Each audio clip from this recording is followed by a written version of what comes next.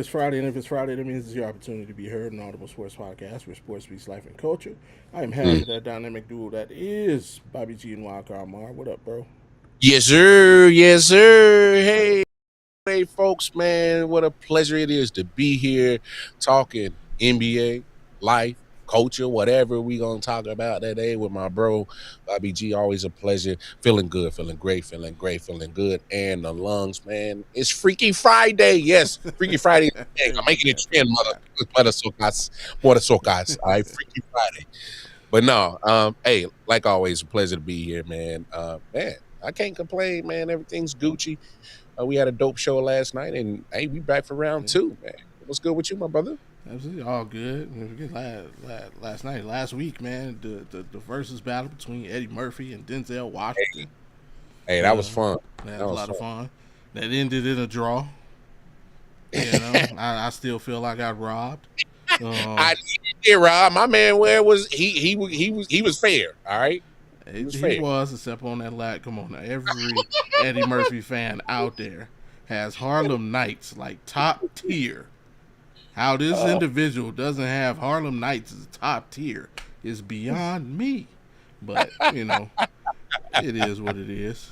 You know. hey man, hey, you don't need to be salty like this, bro. Like, don't be salty like this. Like, come Well, on, man.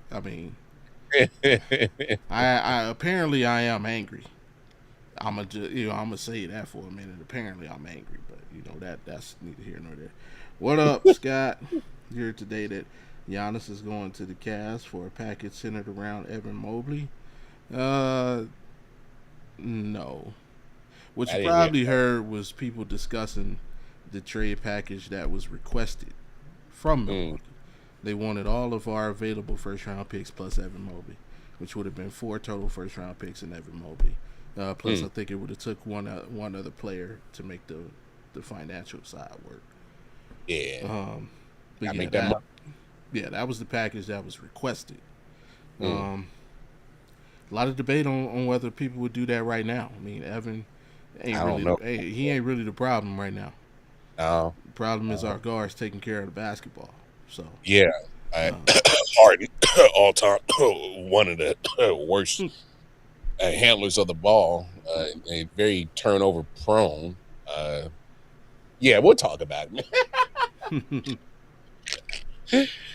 yeah, because I guess they had their introductory coaches press conference today in Mm, Milwaukee. So that was part of it. And as you know, Jimmy Haslam, who was the owner of the Browns, is also owner of the Milwaukee Bucks, mm, minority owner, I believe. And I guess that they were saying as a collective, they just want to get the Giannis situation handled sooner rather than later, and also that they would like to get a resolution prior to the NBA draft. So, which you know, is in a month and a yeah, half. next month. So, I mean, essentially, that's the best package we could offer for Giannis. I mean, we'll see what it is. Honestly, Mm, hey man, I don't know. I'm not gonna speak for you on that because I'll let you. Whether you want to put that on Game Time 2 or 6 or share it here, because you follow the cast more than me. I, like, if you're gonna trade for Giannis, I think there's two things that needs to happen. You can't blow up a big chunk of what you already got, especially if you're a contender. Yeah, Uh, that's for one, and then two, uh, this needs to be something that you know for sure he's gonna want to be there because like I know his contract's expiring within like what next year, couple of years or something like that.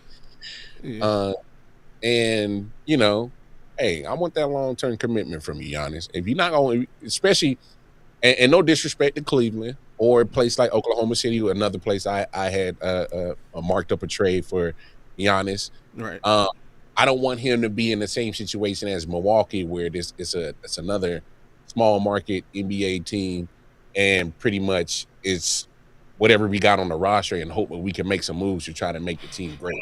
You know what I'm saying? Yeah, yeah. But uh, I don't know. I think there's a couple other players I'd rather go after than Giannis right now. that's fair. I'd have to think about it. That's But I mean, it all depends on the way we finish in the playoffs. And like I said, right now, Evan yeah. Mobley ain't the problem. Ain't, So ain't the problem. Yeah, yeah, he ain't the issue. It's a Uh, bitter motherfucker that won't hold on to the motherfucking ball. But that's neither here nor there. yeah. Uh, when it comes to turnovers, King Kong ain't got shit on me. tell you, Hey, hey, whether it's turnovers or just coming up shout, just in general, in playoff time. I mean, yeah. hey man, He didn't play. It was just the turnovers game one. He didn't play. He scored the basketball. In game two, he just completely pooped the bed. well, He that's what I'm just saying. No disrespect to his overall career because I think he's a Hall of Famer.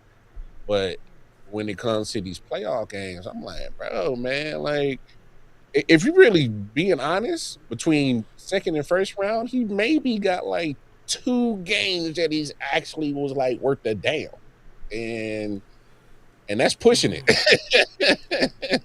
uh, I like have to go through his whole his James Harden is committing apple turnovers, raspberry turnovers, cherry turnovers. That's what I'm talking about. You ain't lying, Scott. You are not lying, Hey, sir. no lie.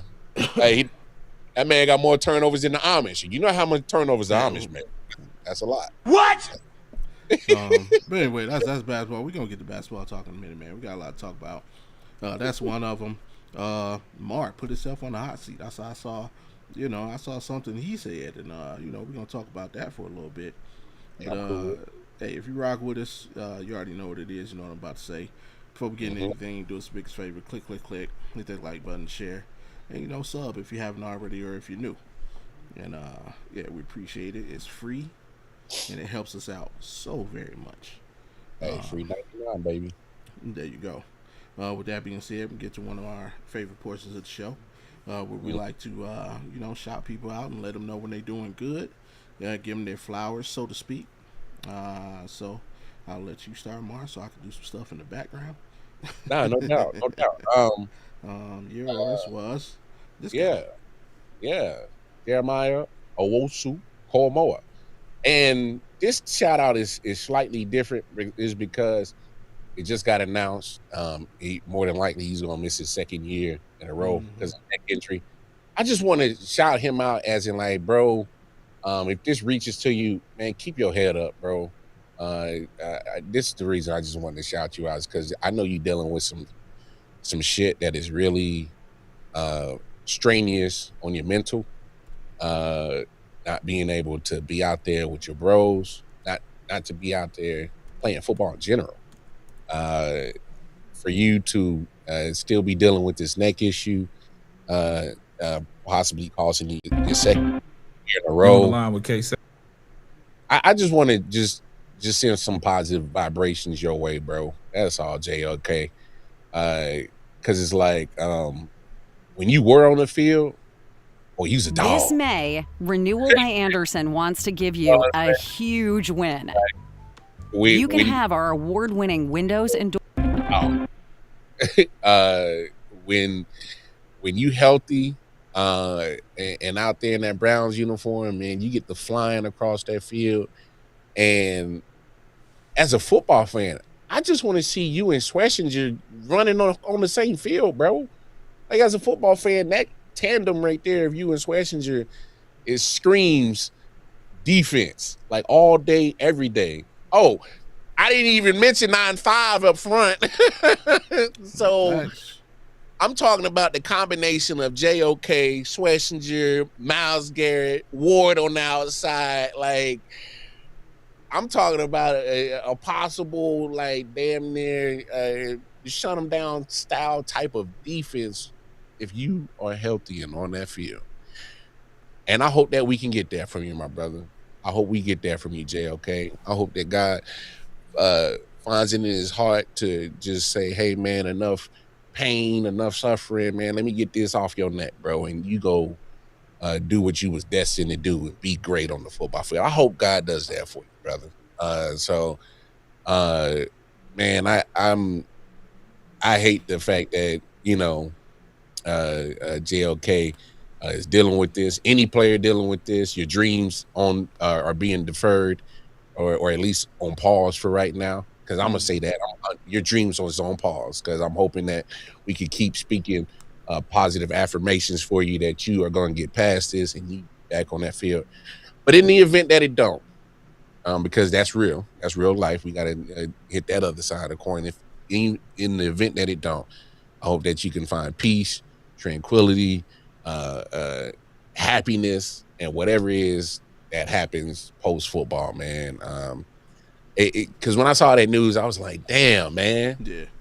Like, I like as a sports fan, you hate to see stuff like that. Because you just want somebody to live their dream, bro. Mm-hmm. Um, and he's a very talented brother.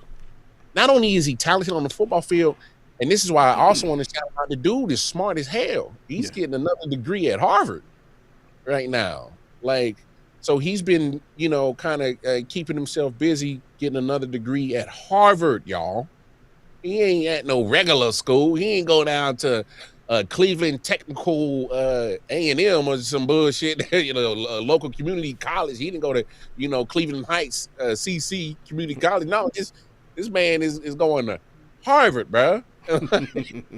So, that deserves a shout out of his own. Is the fact that he's going to Harvard, getting some degrees, and he's on track to accomplish those goals real soon, despite him dealing with the neck injury and unfortunately not being able. So I just wanted to take time out to throw some positive affirmations in this form on this platform right here to JLK, man.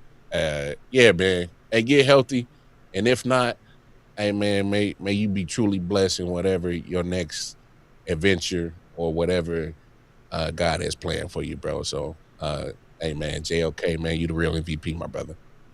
Absolutely. Well deserved. Shout out Big Ron. Like I mean, you won't put no yak on it though. put a fifth on it. Put a fifth on it. Oh no, I'm talking about that green. You ain't gonna dig in your pockets on it. You ain't gonna put no skrill on it. Ron about to make me go after somebody because y'all know me. I don't duck no smoke, and I ain't afraid to put my name on nothing. You ain't gonna put no skrill on there, Ron. See, exactly. You can't stand on it, so I don't want to hear it. But yeah, for me, I'm gonna stay in the same lane. I'm gonna give a shout out to all the rookies, man. Rookie mini cast kicked off today in a lot of areas. So obviously being drafted and being picked up as a undrafted, free agent, first steps in that career.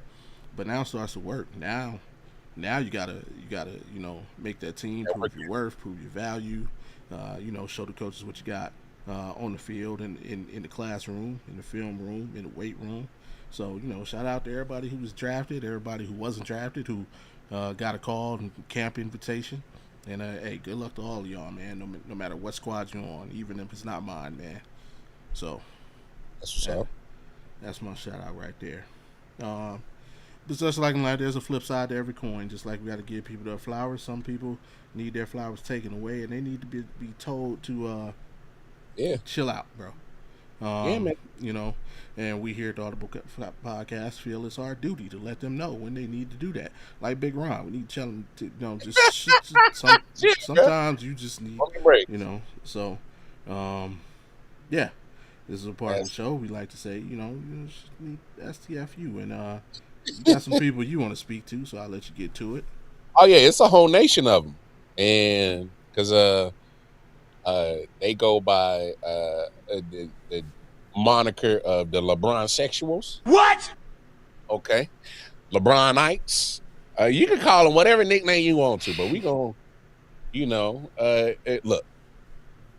Ain't nothing wrong with being a fan of LeBron or a specific fan. It's cool, but what's really irritating me right now is the discourse around your man today.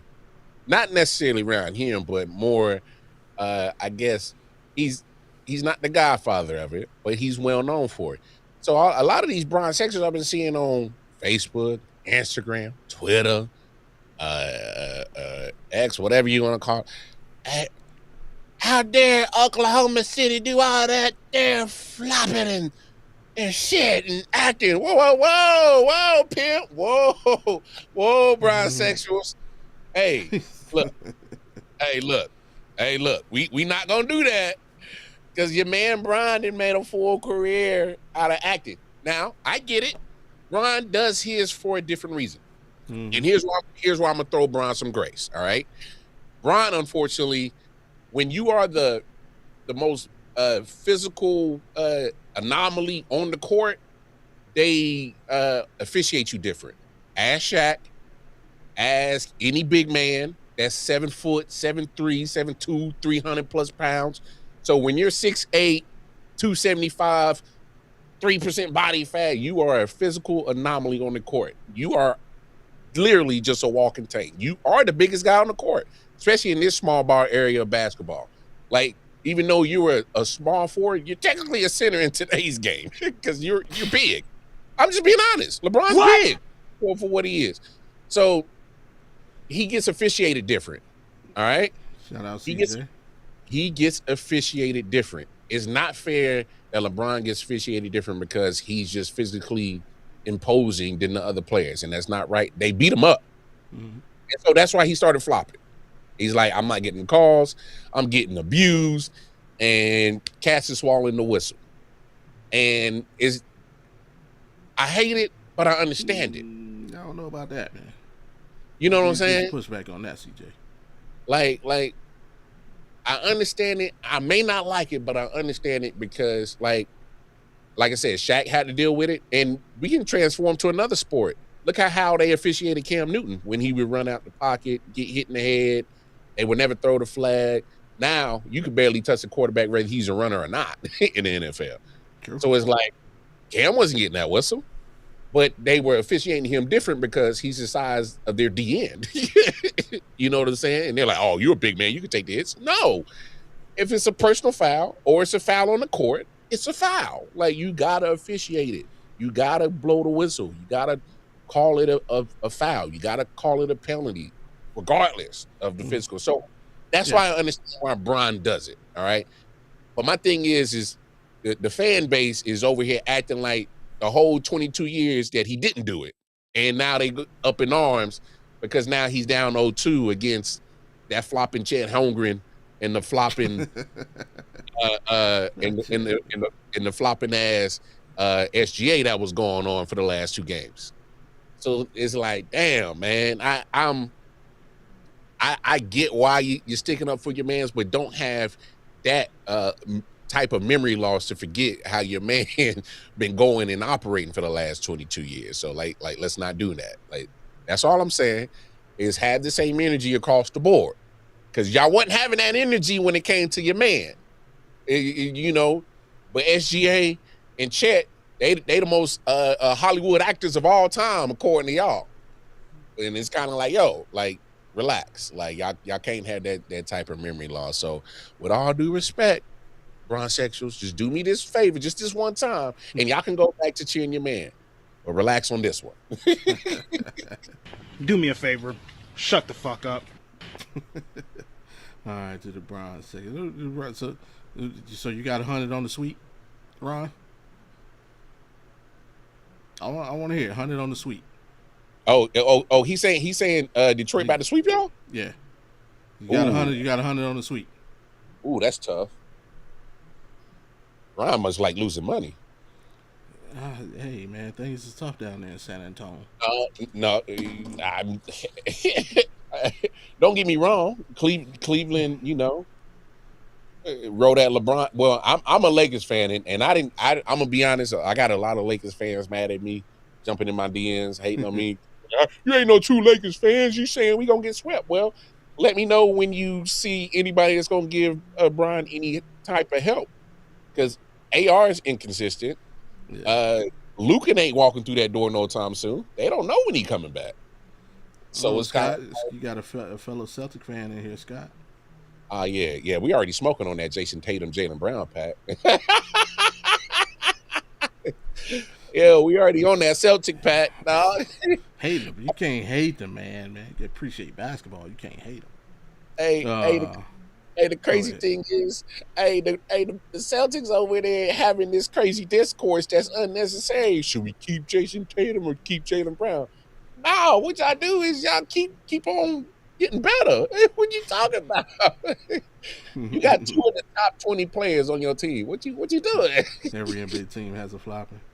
All right, for me, I've decided to go ahead. I'm gonna take this smoke with somebody, but Jason Tatum is trash. Oh, bro, come on, bro. Whoa. Uh, Whoa. for me, we're gonna keep it right here, man. Draymond, bro, you need to chill out, bro. Yeah. I swear. I mean, like, understand your worth and value, bro. Like, you are an excellent basketball player. You're going to be a Hall of Famer. You will probably maintain your position in the top 75 of all time. However, bro, you are just the greatest role player of all time. That's it. That is it. Like you ain't Bron. Nope. You ain't Jordan. You ain't KD. Nope. You ain't Isaiah Thomas, the real Isaiah Thomas. You ain't Magic. Like, you ain't none of them. Like, you not sitting at that table. You're not gonna be in that wing of the Hall of Fame. And, like, I mean, to go on, like, Austin Rivers is absolutely right about you, bro. Just getting your feelings too much. You're getting your feelings too much and speak emotionally on things. And I believe it's because you lack confidence in yourself, bro. You lack the belief in yourself. I think you have imposter syndrome. Ooh. Because every time somebody has something to say, like, you immediately go to your accolades. Well, no, he goes to success first. Huh? He goes to the team success first. Yeah, which is his accolades all come from the team success. His accolades. I got 4 rings. No, the Golden State Warriors have 4 rings, sir. Everybody on those teams have 4. You can do it by yourself. Show as hell didn't. Yeah, he was defensive player of the year one. So does that mean you can't speak to Rudy Gobert, who got what 4 of them things? Oh yeah, he Rudy got a bunch. My bad, Rudy. So like you got to chill out and go on to Charles, but like you doing the goal is not to look like you in Houston, bruh. His numbers look Charles better than Barkley. 4 years straight, doubles. Double. That's what he averaged in those jerseys. Yeah. First year, damn near 20 and 12. Matter of fact, his last 4 years are better than your career. Whole career high. Yeah. Yeah. And talking about I don't want to look like you in Houston, bro. You realize they was like a game away from the NBA Finals? You wish you could. Right. They was literally like a game away from three-peating. Yeah. They're going for the 3, or no, they skipped a year. That was they got beat by Utah when they went to the finals. So it wouldn't have been the Seattle year. So like, bro, you man, come on, bro. Just understand who you are. We appreciate you. We love you, but like Austin Rivers is absolutely right, bro. It's like, you took all this. Like, why are you in this position? Because you chased all your damn teammates off. Chased away KD. What was that about? Because your stupid ass got a rebound, tried to push the ball up court and not pass the ball to Kevin Durant. Wasn't playing smart basketball. Really? Like, come on, man. Dre, understand who you are. You understand why you are who you are. And everything. Just stop being, just talk ball, baby. Like, we love you when you're talking ball. But when you try and get all, like, come on, man, that's not you. Because on that long list of people who going into that hall, you could be on the bottom floor, easy. Oh, entry level. Yeah. He'll get in. Yeah, he'll get in. This is gonna be on entry level. We literally just had this conversation earlier when you went at Kid Martin. How many power forwards is better than Draymond Green? Oh, we did a few months ago. I politely stopped at 50. He said, I politely stopped it. Crazy work. All right, but yeah, man, just maybe you ain't that. And everything be kosher. But other than that, man, we love you, Dre. You rep for the culture, you speak your mind. But, man, you just got to, every once in a while, just do me a favor. Shut the fuck up. Yeah. And everything will be cool. Feeling yourself a little bit too much, Dre. Little too much. What 5 heartbeats?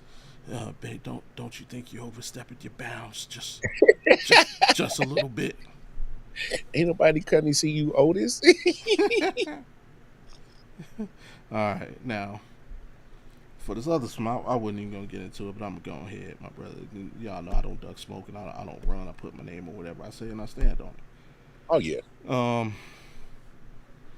So yeah, this cat, I guess he goes by. I really don't know. I didn't get his name. But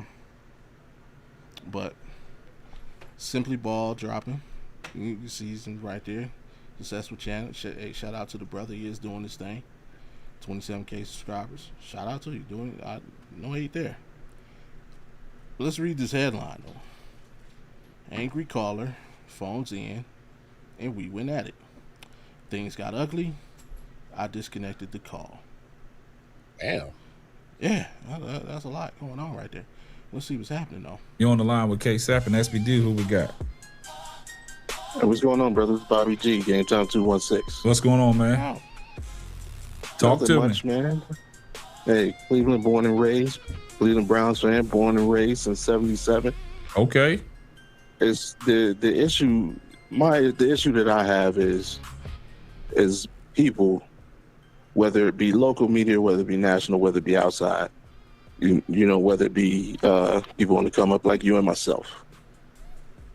They just want to push that. Why are we talking about this, and why are we not talking about what the staff has said themselves? The head coach has come out several times and deaded this thing and said it's an open quarterback competition. The only way a narrative can last is if we keep putting it out there and supporting it and giving it fire. A fire can only burn if you give it air. Yeah. So why do we keep giving these things air when the men in charge have shut this down several times?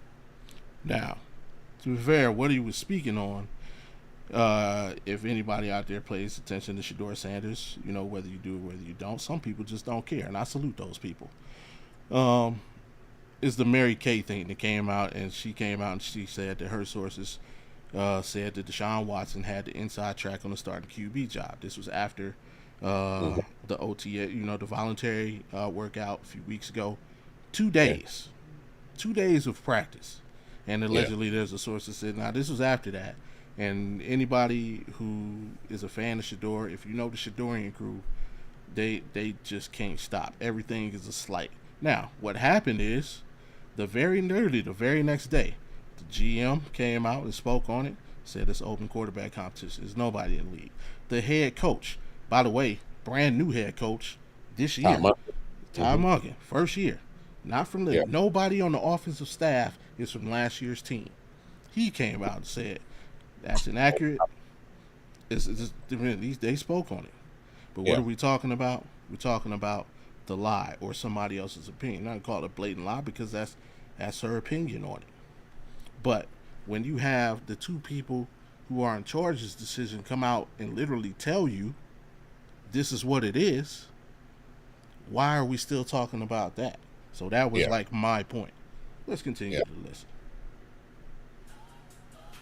That would be my question to everybody. Okay. And my response to that is, I totally agree with what you're saying. But my response... Hold on. If he agreed... Did everybody hear what he said? I totally agree. But there's no but. Let's go forward. And my position on it is, when their opinions come out, this only happens in Cleveland. Over the last 2 years, every time that the Cleveland insiders and the Cleveland media had an opinion, what has happened?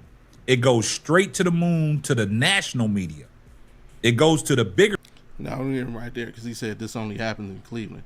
I'm sorry, Lamar, you're in Kansas City. Was there any debate when Patrick Mahomes was drafted that, hey, maybe he should be playing over Alex Smith? Oh, man. It took one preseason game. Okay. I'm sorry. Eli Manning played in New York. Was there any debate of whether he should have been playing over Kurt Warner his rookie year? Or they couldn't wait to give the damn keys to fucking Eli. Exactly. Right. Like, this don't just happen in Cleveland, bro. No. And this is what people are just like, they let their love and their feelings and their emotion for Shedeur Sanders cloud them about other situations throughout I've seen, the NFL. Bro. He's been on with Man Down in there. I seen, bro. He's cool. So, I have no personal issue with the guy, but let's keep it going. You know, people got to Yeah. learn how to debate, man. Yeah. You know. Oh, by the way, do I sound angry? No, you sound real cool. All right. Bigger circuits. And what do the bigger circuits do? They talk about it. So now it's circulating. So like you said, you throw enough mud on the walls, something gonna stick, right? So what has happened is it's a trickle down effect. Mary Kay put out her opinion, right? When she broke her news and said, you know, my sources. That was an opinion. Right, but I want to. Is there anybody? What is my point though? Let me see if everybody's out there keeping up. Your point was basically, if the coach and the GM has made it an open competition, there needs to be no more speculation talk about the quarterback position because the guys have already set what's the expectation. Yeah. So why are we still talking about Mary Kay? Yeah. What does he continue to do? Go back to Talk her. about Mary Kay. Right. And what happened? As soon as that news broke, Pat McAfee stopped what he was doing on his show, and that was a breaking news on his show of what Mary Kay Cabot said. Exactly. And it took off. We know why. I know it took off, and everybody's trying to put out the fire. I've done shows on trying to debunk on everything that the Cleveland media has said. So then what happened? Now it's the most talked about thing. Remember that statement. I've done shows trying to debunk everything that they've said. On Cleveland.com, 92.3 The Fan in Cleveland. Everything that they're talking about was Mary Kay. Even though, like you stated, and I've stated to people as well, Andrew Berry came on the Ken Carman and Anthony Lima show and put that fire out, talked about this is an open quarterback competition, and this is going to go down to the wire. Todd Monken said the same thing when Ken Carman asked the question. I would love to have a starting quarterback in place, but I'm not there yet. Here's the thing that if I was angry, would make me angry. Yeah, because you just proved my point. You have the new information, so why are you talking about Mary Kay?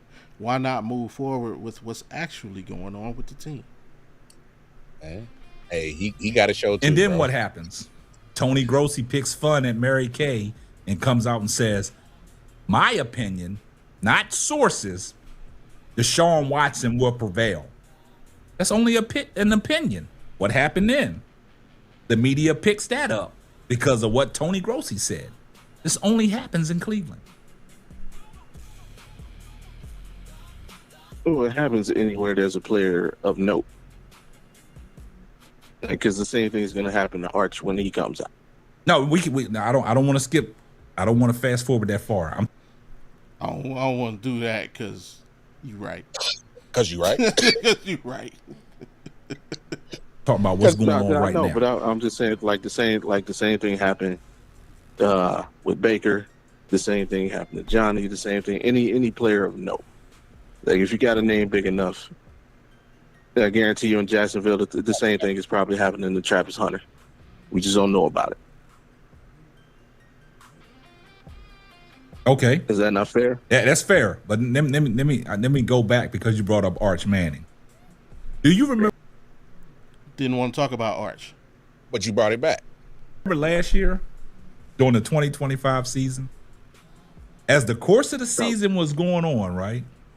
Mm-hmm. What was the hype train? The hype train at the start of the season that the Cleveland Browns in 2026 are going to draft a quarterback in the first round. Who was the hype train? Arch Manning, right? After three games, that wasn't isolated to Cleveland. I know, but listen, but that was the hype train, right? Did we catch the switch up? Yeah. Cleveland's going to no. That wasn't isolated to Cleveland. That was isolated to every team needed core. Oh, I know, but after it wasn't isolated to Cleveland. Okay, but that was the trajectory. That it was a potential that if Cleveland Browns get the number one pick, they was going to take Arch Manning if he came out of school, right? You got to get the first round pick, bro. That's where I got to give you the pushback. That Arch Manning would be the number one pick regardless of the team. Okay. If it was the Jets, if it was the Raiders, if But- it was the Browns. See, and that's where I got to get pushback to people with that about the narrative. They keep inserting the Browns into things when it's not a Brown thing; it's an NFL thing. But he was tied to the Cleveland Browns. No, he was He tied was to the tied to number one every team who was poor, who didn't have a quarterback. I certainly understand where you're coming, but hear me out. That's So not the specific first 3 to the games Browns. of Texas, what happened? That narrative got shut down, right? Why did the Arch Manning hype about going into the NFL stop? Because he wasn't playing Two good, reasons. bro. One, he didn't come out and play well, and the second is because his grandfather, original Archie, came out and shut it down and said We going there's back. a high chance he's going to come back to school. Yes. Oh, what are we doing? Okay, that's fair. But all that stopped. And I've only said that because of this. Arch came out right away and said there's a high chance he's going to go back to school. Yeah, Once Archie exactly. Manning, right, put that out there. Plus, on top of the fact he wasn't playing well, you're correct. Teams left it alone. They Or, shut it you know, down. Teams, media, whoever. They shut it down. So Rural. Exactly. to your point, when you said about Travis Hunter, you brought Travis Hunter up. About Jacksonville, Right. we just don't hear about it. I can go through the Jacksonville media, scour their Twitter page. I can scour everything about Travis Hunter. There's no negative publicity about Travis Hunter with the Jacksonville media out there. And you know, I'm a pretty humble guy. I didn't bring up this fact. I could dispute that too, because you know, on Thursdays I'm on ESPN Jacksonville Radio. So, but I didn't say anything about that. I just left that alone. I let that ride. But if you do your due diligence and just scour through, only thing that you hear about Travis Hunter that's negative, that people get on him when comments come up in Jacksonville, is his wife. Am I wrong? Am I lying? Yeah, I would say there's conversation going on about the trade in general. And you know why that comes up? Because he didn't perform. Because he got injured. I mean, the reason why is there, but the fact that he didn't perform, he could have been performing like Jamar Chase and got hurt. You know what I'm saying? He wasn't performing when he was healthy. Out on both sides, the way they By used the to. way, if you Google Travis Hunter, the first thing that comes up, first 4 things that come up is he's set to play both sides. Something about Mitchell Trubisky. Something about him deserving better than the Jaguars' constant indecisions on his career path, and the head coach's plans. Nothing about his wife. Sounds a little negative to me. To a point, I can't. I got to disagree with that.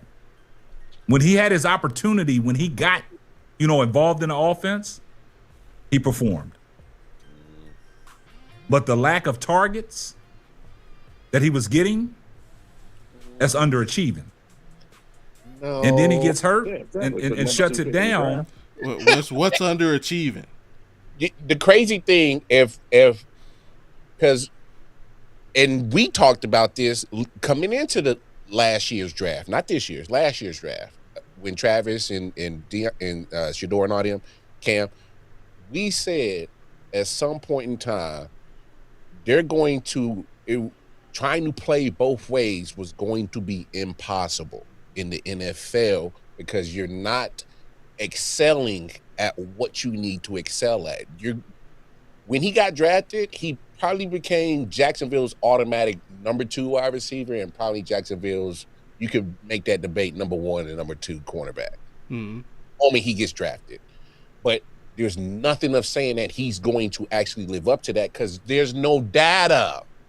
And the fact when we start getting the data on Travis, if he was so productive at wide receiver, they wouldn't have made that trade for Jacoby Myers. Jacoby Myers actually was the wide receiver that got that offense going, that actually unlocked the rest of Brian Thomas Jr. for the rest of the season.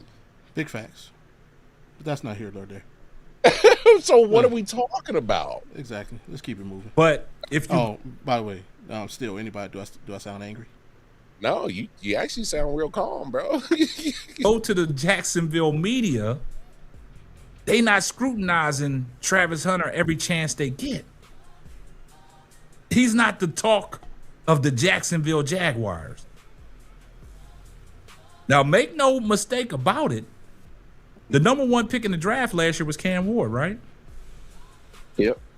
He don't get scrutinized by the Tennessee Titans for his bad play last year. Oh yeah, they do. They got on Cam for making them silly turnovers, bro. Because he was making because he's their number 1 guy. No. But it seems like with the Cleveland media, it's almost like an agenda against Shador Sanders. Okay. There's no agenda. He was a 5th round. Yeah, he cut it. There's more to the conversation than that. He cut it. Because he kept giving me trying to ask right there. I was about to say there's no agenda because he's a 5th round pick, and what 5th round pick, gets to do that? Now he kept trying to ask me, did I believe he was a 1st round talent? I said yes, but that doesn't matter. He just kept trying to lock me into a yes or no. Like, it's not just yes or no. It's football. There's more to it than that. And really, it doesn't matter because he's in the 2nd year of his career. Yeah, your freaking draft status don't matter no more. No. Aside from that, the whole coaching staff, the offensive coaching staff, is gone. It really don't matter now. And if anything, if we being 100, Todd Monken, he's got a little. I'm not saying that is there, but just like without having the hat, like it's just by habit he has a favoritism towards Shador right now because he automatically came out and said, "Hey, I wanted to get you in Baltimore last year. I've been trying to get at you, so like it's crazy."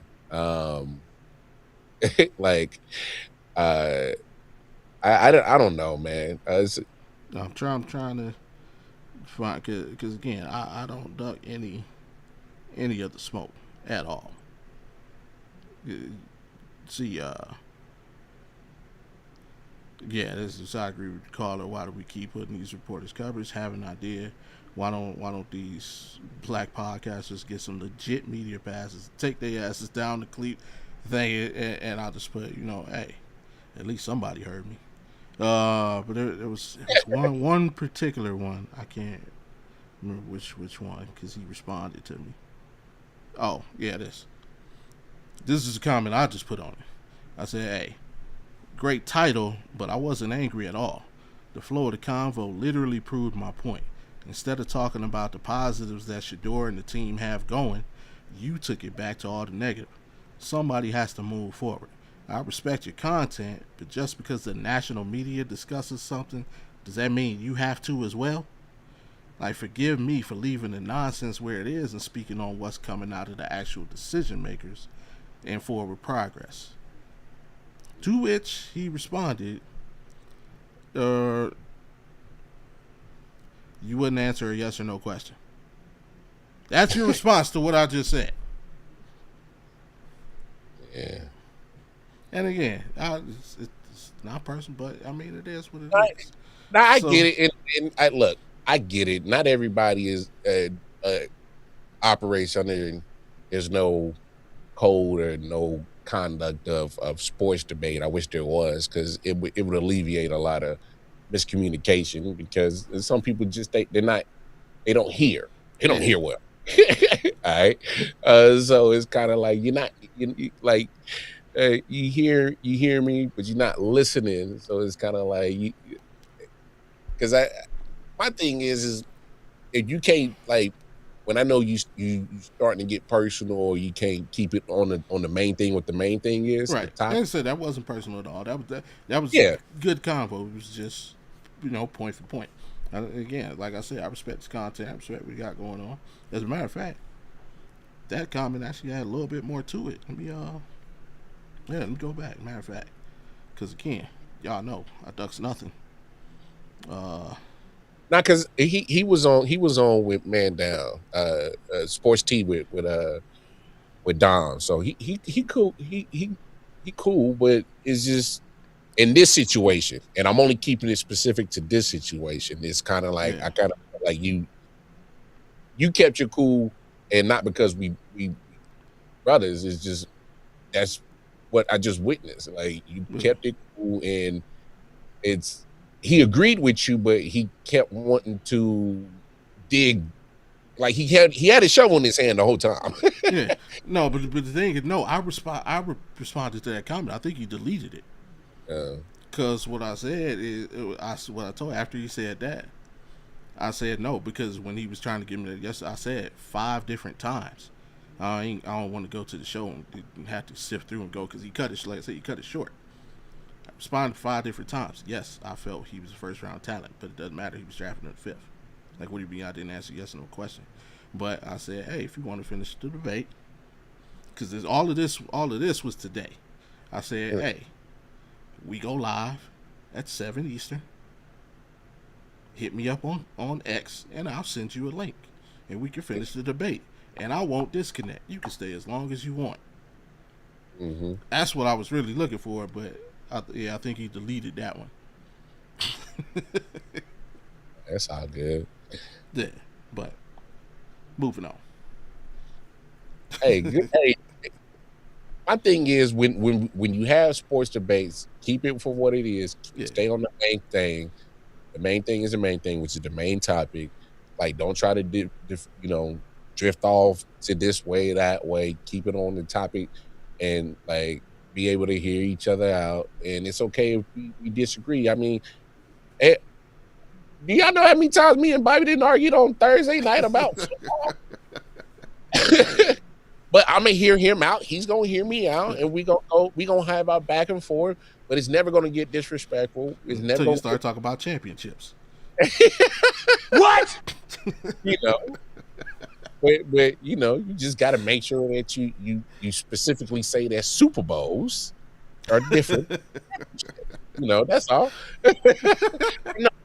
I look, because I even got on into it with some people on my TikTok when I came up with a take about I would trade Giannis in Oklahoma City. I would trade Giannis and put Chet in the package, and I would send Chet. That's me. I would do that shit too. Thank you. And my thing is people, they were like, well, why would you do that? He's 24, he's 31. I'm like, you didn't hear my clip. I said I would trade Chet Holmgren for Giannis because I know for a certain what I have with Giannis. I have a whole bunch of potential of what Chet could be, but he hasn't hit that yet. And he still got time to hit that. I'm talking about a 31-year-old, which you can still at least get, max 5-6 years, possibly? Yeah, 30 is prime. But telling people go kick rocks. I'm doing it because if we trade for Giannis with the rest of this squad, we going 79-3. That's why I'm doing it. That's what I said. I'm saying I am taking a squad that is good and making them dominate. Like, the only thing that Chet would have over Giannis is obviously the shooting, and that's fine. Yeah. He would be a better shooter, but let's not sit here and act like Chet is a knockdown shooter. Act like Chet. Like, they're not even a 3-point shooting team. They take the least amount of threes in the league as it is. And that's more of his game. Giannis fits Oklahoma City's game offensively more and more natural in that game than what Chet, because Chet is 7'2", but he's not a big man. His game is predicated on the outside. Like, because Chet knows his damn self. If he really gets down there with the big boys that really tussle, he ain't making it 82 games. Yeah. And, like, I mean, SGA is a problem in the pick and roll right now. Would you want to see him and Giannis in the pick and roll? Hell no. And you can invert it and with either one as the ball handler and either one is the screener? Bruh. Come on, man. But I let's move on, man. People making my blood pressure go up. Hey, fam, a healthy J-Dub makes you not even a number 2 option, chat. What are we talking about? Man. Like you're benefiting from this recency bias that J-Dub has been hurt for majority of the season, bro. What? Boy's being a difficult caller. That's crazy, bro. But, before we get into a couple of these main topics, we do need to handle some personal business. Yeah, Oh, them Guardians and them Royals played, and unfortunately they split the series. I forgot about that. Yeah. I kind of kept it on the husk because I was hoping we win the series, but y'all grabbed them last two from it. I was kind of hurt by it. I think on the season series, you guys are still up 2 games on this. The first series Nah, 4 games as well. Nah, it was 3 because we won the first one because I remember I was We talking won the last 2, y'all won the last 2. so we only up a game. Okay, It's yeah, you only up. it's 4-3. Yeah. So I was like, damn, because man, I thought we had y'all for them last 2, and I was like, man, fuck, man, like. But I will say this, because I actually watched 3 of the 4 games, and I'm hands down. And I'm not the baseball. I'm never claiming to be the baseball fan. A lot of people are, but I believe, and I believe a lot of people would agree. Like Shohei's guy, he's the best player in the game. Yeah. Bruh. Bobby Witt is number 2 to me. He a problem, bro. He's a better player than Aaron Judge. I'm sorry. He's a problem, bro. Aaron Judge smacks home runs. That's fair. Bobby Witt can play baseball, bro. Hey, dog, I be trying to tell people. I said Bobby Witt is a baseball player, dog. Like he's damn near Mike Trout reincarnated. Like because we still screw my that. I've never looked at Mike Trout the way I looked at Bobby Witt. No, Mike Trout was that dude his first 10 years. It wasn't until the injury started piling up on him that's when his shit changed. But he was that dude. He was that undisputed, unanimous best player in baseball for 10 years when he first came out. He was that guy. I'll take your word for it, but man, and Bobby Witt is serious, man. This kid can play baseball. Hey, no. I mean, he's on the base paths, in the field, at the plate. Yeah. He plays baseball. Yeah. I hear you, dog. I hear you. So, and his bat's starting to heat up a little bit. He but smacked like 3 homers on us. What I loved about him is even when his bat wasn't hot, he didn't stop playing defense. Right. He didn't stop getting on base. He didn't stop doing all the other things. So when we talk about superstar attitude, superstar play, and superstar this, I look at superstars like Bobby that he knows he is a superstar, but he doesn't still has the passion as he's still a rook. You know what I'm saying? Like, yeah, trust me, bro. I'm glad bro's on my team. Parker Messick, that's my dude. Oh man, Parker Messick is like he should be our number 1. That's my guy. But I would love. I don't care what uniform it's in. I would love it to be a Guardians uniform. I'd love to see Bobby Witt and Jose Ramirez play a season together. Dang. Like those 2 dudes, because they're 100. They're go all game. They don't. There's no slow down. There's no half-assing it. They are on go. I ain't gonna lie. The only way that can happen, he had to go to Kansas City because we ain't let go Bobby. Yeah, and it could very well happen. No, Jose just signed this. So he's gonna finish his career in Cleveland. Oh no, come on, y'all would be foolish not to let that man finish his career in Cleveland. He would literally have to ask management and say, "Hey, I think it's ran its course. I want to win at least 1 ring. Send me to a contender." That's the only way it happen. And he's earned that respect. Shout out to Jose. So. Sure. All right, now, man, I didn't mean that smoke, took up a little bit more of the show than I wanted it to, but hey, it's all good. Hey, sometimes when you feel it in your, because, hey, I get it. Like sometimes we ain't on that big level like these other FS1s and all that and ESPNs, but sometimes in our little podcast world, hey, if we gonna have a debate and if you kind of trying to characterize me as one way, no, we gonna have to clean this up. We gonna have to. That's all. Yeah. I mean, again, just little tidbits. Let me, inside your psyche and give me a little kick, like the angry black man, though, for real. Hit me with the angry black man. Let's do it. Um, Yeah, it's right, but bro. what caught my attention from you was a short you had put out. I'm not going to play the short. I just summarized it right here. Great performances Oh don't my. matter if you lose. Yeah. And I heavily disagree with this take. I mean, I feel now eh, it enhances the moment, but I feel honestly more great moments could come from losses or failures, unto whatever you want to call it, than the wins. And I'll lead with this example. We all know who the Fab Five is. mhm. Who beat him in the championship game? Was it Duke or UNLV? See? See what I'm saying? This team did not win the championship, but they will forever be known, as what they were. Um, I don't. yeah, North Carolina beat them one year, and Duke beat them the other year. Okay.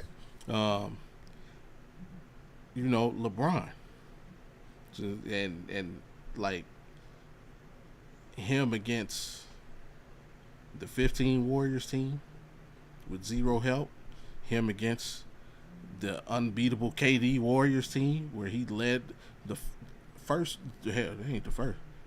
No, I think somebody's done it since. But at the time, was the only player ever to literally to lead the NBA Finals in every statistical category, not just his team, both teams. Mhm. like we get that only because of who he was going against and them coming out on top. Fair. Um, and the U in the short, it mentioned the Jordan 63-point game in the Garden. Uh, yeah, they lost the game, but what gets talked about to this day? Yeah. That. I understand that, and that's cool. My main point of and I definitely use that as the prime example, but I could also even my own team. We Mm-hmm. talk about that Patrick Mahomes performance a lot. Mm-hmm. Hell, it still gets talked about. It's cool. It's a moment. But at the end of the day, the goal as a team is to win. And I just think putting so much stock on a moment over the victory, I just don't rock with. Like Jalen Hurts had a great performance against Kansas City, Mm-hmm. Super Bowl 57, but he lost. But that wasn't And great enough. I hear what you're saying, but Jordan, and since that was my main point, The 63. the 63, absolutely great performance. It's been talked about for the last 30 plus years, right? Yeah. And it's going to get talked about for another probably 100 plus years. And I understand that part of it, but it's the competitor in me. It's when I play sports, uh, whatever I tried to do or didn't do, if it, you know, is going to affect the scoreboard. Mm-hmm. If I didn't make this play or if I did make this play, it's going to affect the scoreboard. I just hope that at the end of the day, that I did enough to help my team, whether it was a good performance, a bad performance, or a great performance. I just need that performance to result in my team with the dub. I just value winning more than stats. That's just me. And that's coming from me personally, where, the stats are always great to have because you have to acknowledge the performance because that's one part of the coin. Because I think it's really it's literally for me a coin on sports. It's heads Mm-hmm. and tails, the performance and then the result. To me, that's it. So yes, you got to take into account the performance, but I just value the result more than the performance. Like we were just talking about Bobby Witt. Mm-hmm. He wasn't hitting well, but he was still doing all the other things to help get the result. which was to win, because that's the main thing. Right. Like, yeah, you want to have, fill up the stat sheet. Yeah, we all want to personally, because I think we all are human. Say, hey, man, we're playing basketball. I want to I want to have that triple double. That looks good as hell. Yeah, I want that. But do I do that if it's not going to result to the dub? If it's not going to result to the main thing, the main thing is the main thing, which is dubs or losses. So I need to get to the main thing no matter what. If it's a bad, an okay, good, or great performance, and however I perform, I need it to at least, say, and since we're in basketball season right now, Okay. I'm shooting 0 for 18 for 3 quarters. It's a bad performance. But if my stat sheet finishes up 5 for 23, but those 5 buckets I made came at the most important time and it result to the dub, yeah, they're gonna talk about it wasn't a great performance, but they're gonna talk about that I got that dub. Okay. And I want you to go ahead and finish it. No, I'm good. So Okay. like that's just Let's see which one of these spades I want to play first. He think he got the big, little, and the dudes, huh? Because here's what I would say to you. Yeah. Sports itself disagrees with you. Because when Sportsworks was created, there were no championships.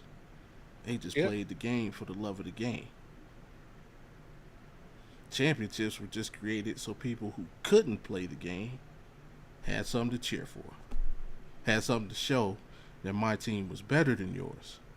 But what they lived with, what they go to the bar with, what they toast them beers to, is the moments that create the wins and losses. The main reason sports disagrees with you is because if the moments didn't matter more than the wins and losses, Hall of Fames wouldn't exist. What happens every time something great happens? Oh, Odell, that was a great catch. Send us that jersey. Send us some cleats. Send us some gloves. Right. Hey, send us a part of the turf. Send us this and that. The Hall of Fame, yeah, they got the champions in it, but those halls are filled with more memories. Regardless of the win and result, than they are the champions. I hear you. And even we stick to basketball. Come on, man. Iverson stepping over T. Lue. Crazy. Still talk about it. 4-1. Gentleman sweep. That's fair. Iverson crossing over Jordan. Lost that game. Didn't give a shit. He crossed the hell out of Jordan. Like, hell, half of White Chocolate's career is a highlight reel. We don't care whether he won and lost the damn game. You can watch that for hours. You can watch. Not Jay. I think Jay got him one though in Miami, but it wasn't White Chocolate. Jason Williams got a championship, not White Chocolate. hey, there is a difference. If you know, you know. Matter of fact, hey, speaking of White Chocolate, not to get off, I've been loving his. He's been Morris too. He's being him. It's been dope. Stole Patrick Beverly show. Snatched it, though. What? That's crazy. Hey, the Buffalo Bills. Why do we love them? I don't love them. Four falls. 4 falls of Buffalo. Celebrated. They lost 4 Super Bowls in a row. Teams still celebrated. More than the teams that actually won. Like, it's the moments create the memories, regardless of the win or the loss, that elevate our passion. So that's why I would say, of course we want to see our, we want to see not only our teams, just certain. I mean, you fall in love with certain players. Like, yo, I love to see this dude. Oh yeah, absolutely. You know, love to see, and of course we want it for our teams. But at the end of the day, like, you watch the Super Bowl, you can give a damn who won or lost. Well, I mean, if your team ain't in the end, you don't care. No, I'm talking about you personally, because the Chiefs wasn't there. Oh, Like, no, I mean, no, because like, and that's why I equated to like Patrick's performance when he was doing all those crazy things and lost to Tampa. I'm like, damn, that's a great performance, but like, I can't be too geeked about it because I'm like, my man lost, and like we lost as a team. I can acknowledge. I just feel like it's just one of those situations where two things can be right at the same time.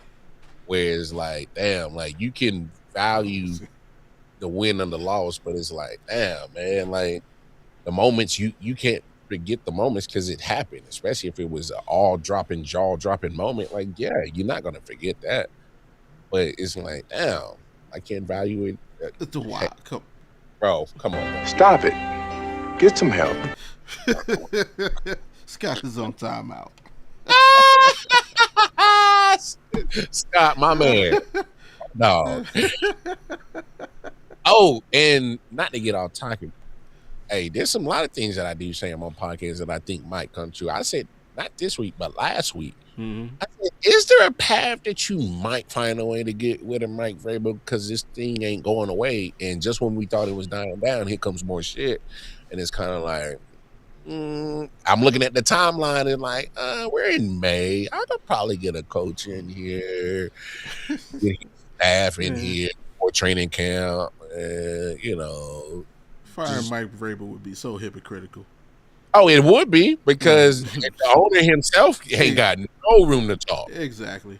No, and that was part of my take, but at the same time, when do you finally put the foot down? Because there's going to be a point in time where you gotta say like enough is enough, bro. Like, hey, the New England Patriots are the ultimate players in the game.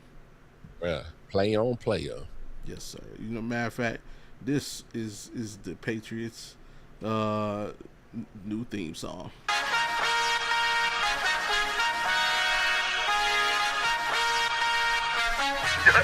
Ducky, quack, quack.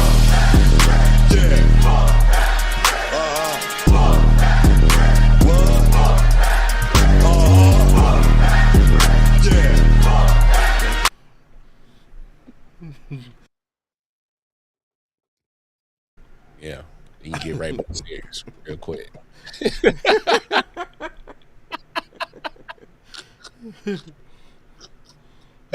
There's a chance the Patriots did talk to Mike Tomlin. Mike Tomlin ain't going nowhere. He getting that NBC money. He getting that, yeah. He gonna get like a cool, easy, probably 5 at the minimum.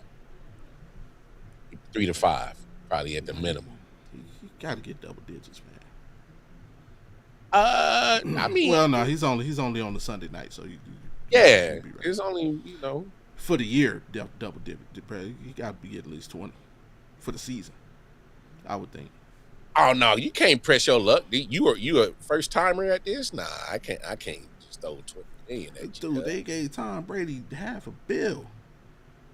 Oh, because they wanted to get all the other stuff from Tom. They want the other stuff. They like, what kind of stories you got? They looking for that. That's what they're paying for. They paying for knowledge and stories from Tom. That's why. It's out there. I was about to say, is that information even out there? What they was paying? Because usually, I might be right. Well, as of April April 2026, former Steelers coach Mike Tomlin is expected to join NBC with a lucrative, potentially 8-figure annual salary.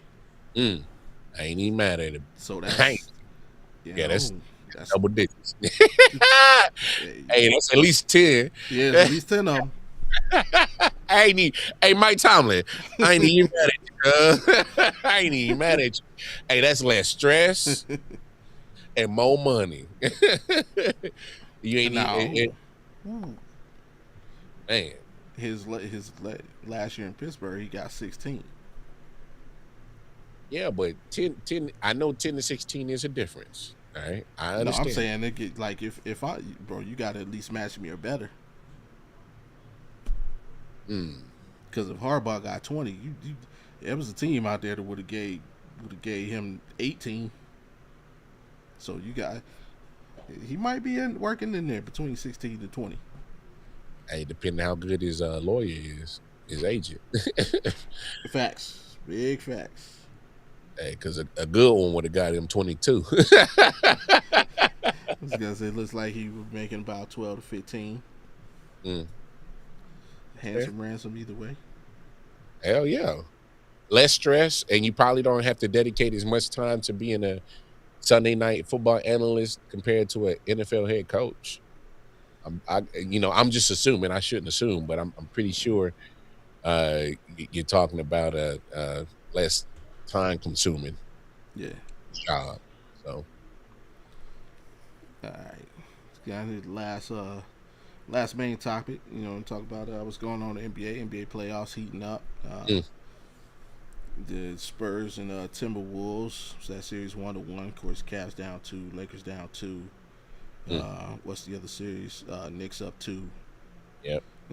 Knicks right by now. the way, 60-52 halftime. Knicks. Yeah, Knicks are up. Yeah, they're playing the best basketball in the East right now. That's gonna be a tough out for Cleveland or Detroit, however that plays out. Yeah, but I mean, they're gonna need a miracle. Who? The Knicks? No, Philly. Oh no. Oh yeah. Oh no. Because two things. Has been singing lately is whoop that shit. Now, because when it comes to this series, the Knicks they handling the business they supposed to. All right. So I think it's fair to say what the bush they was dealing with in the last series in the first round is not indicative of them as a team. They was playing. They was playing with their food. All right. They was trying to get cute. All right. And it almost cost them. All right. So same with Detroit. They was playing with their food in that first round. It almost cost them. All right, cool. We get past that. All right. So they finally showed that, of course, they were the better team than the Hawks. But my thing is when you had a Boston who's already been eliminated and we already had question marks about them coming into the season of what they were going to look like without Jason Tatum pretty much majority of the season. A down Philly, not even close to competitive Milwaukee. It was just making sure you handled your business against Cleveland. Make sure you handle your business against Detroit if you were supposed to see them. So it's really, I just feel like the roadblocks for the Knicks were pretty much minimal this year. And so that's why I always kind of put on like, if it's not this year, then when the hell is it going to happen? Yeah. So I don't know if maybe that's just me looking at them and saying, oh, that's too much pressure on them. But at the same time, when you look at championship runs and then you look at the roadblocks, you're like, well, I'm looking at the roadblocks and that looks pretty manageable, bro. Like, and obviously I'm not trying to disrespect Cleveland or Detroit, whatever comes out of that series. I'm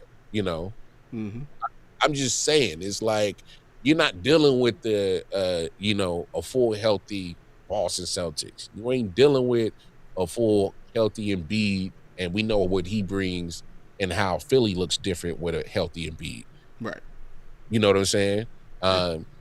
So like, I just feel like when your roadblocks are as minimal, in my opinion, this year compared to other years, and if you don't come out the East, I'm like, well, what are we doing here then, New York? What are we doing here then? And so it's kind of like, hey, y'all made all these moves over the last couple of years to try to make sure it was at least a finals appearing a team. And Indiana not even the same from last year, so it's kind of like there's another hurdle not in the way. I'm just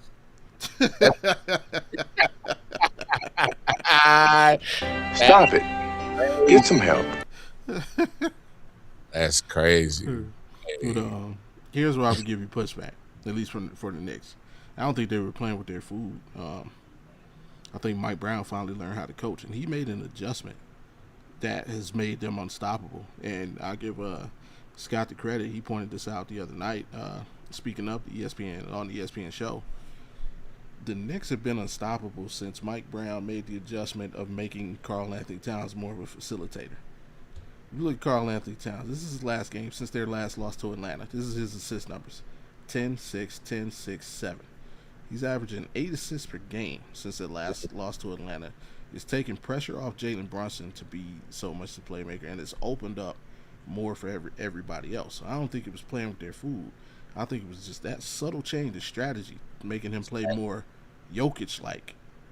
And and he's to his credit, he stepped up to the plate and got the job done. And that's took them from like here to like that to me thinking like, okay, if OKC makes it to the finals, it's a wash against whoever goes. To where I'm thinking now, the Knicks could take them to 6 or 7 games. Especially if J-Dub ain't healthy, bro. Oh yeah, for sure. So that's not the same team with no J-Dub. You know what I'm saying? That's not the same team. No. I don't care what nobody try to tell me and feed me down in OKC. Allen, if you still in here, don't try to feed me nobody. I'm not buying it. J-Dub. No, they haven't played anybody with the talent to expose it. Well, I mean, San Antonio's kind of exposed it a couple times. I mean in the playoffs. Oh, well, yeah. Oh, yeah. The Lakers won't do it, and neither was the other team that they dismantled. Phoenix? Yeah, they weren't the team. No, right. You're right. Ant-Man will. But the rest of those guys play like they played. Well, to be fair, Minnesota hasn't. They just need a little bit more. And obviously Ant-Man, and what I respect about Ant-Man, he's trying to let the other team do it, and then he's be the closer. And I feel that because he's not healthy, and I understand that. But it's kind of like Jaden McDaniels has kind of been doing this thing. I like how aggressive he's been, so I respect that. Actually, low key, Rudy have been. Obviously he ain't gonna fill up the stat sheet offensive wise, but getting second chance opportunities, being a menace on the he was giving Jokic some fits. Did Jokic still get his? Of course, yeah. Is Chet still gonna get his? Yeah. But Rudy's been or I'm sorry, Wembanyama is gonna get his, yeah. But he's been playing pretty solid. I think enough to kind of make people kind of not change the full narrative on him, but at least look at his prowess as a defender a lot better, in a more positive light. Because he had Jokic mad as hell.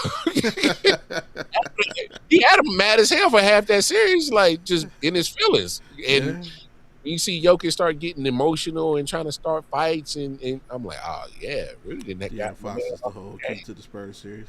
I agree with that. Man, if you get prime like the beam, De'Aaron Fox, Spurs could run away with this whole month. Dang, bro.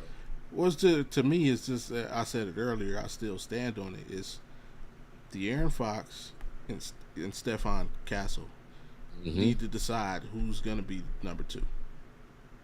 And it looks like De'Aaron Fox is kind of taking that look. Hey, I got it. If Wemby ain't got it, follow my lead. As long as there's a pecking order. Yeah. Yeah, the Spurs. Hey, because they might be the deepest team in the NBA. And I don't know how they've done it, but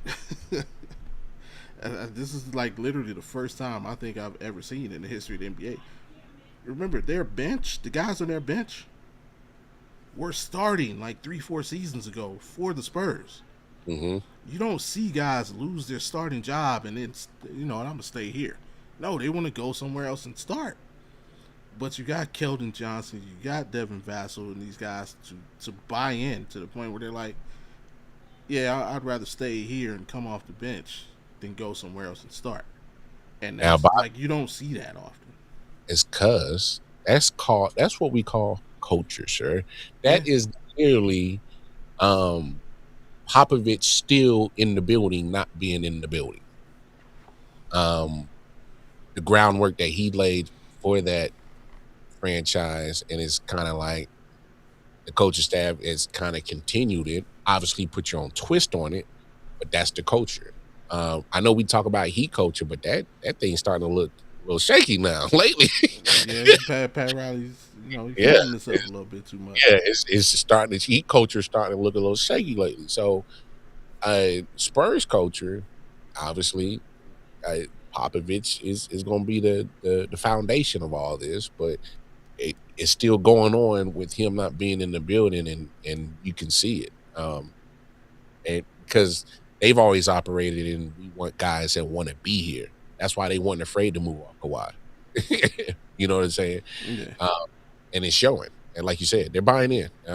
And that's why I think that turnaround happened that quickly. We can't forget, even with Wembanyama for the last 2 years, them dudes weren't even making play-in tournaments. yeah. So, yeah. Yeah, no. Hey, that's a great point, man. But yeah, that's that. We have had some good games, despite the Cavs being down 0-2. Both games were down to the wire. Hey, speak on it, man. No, speak on it.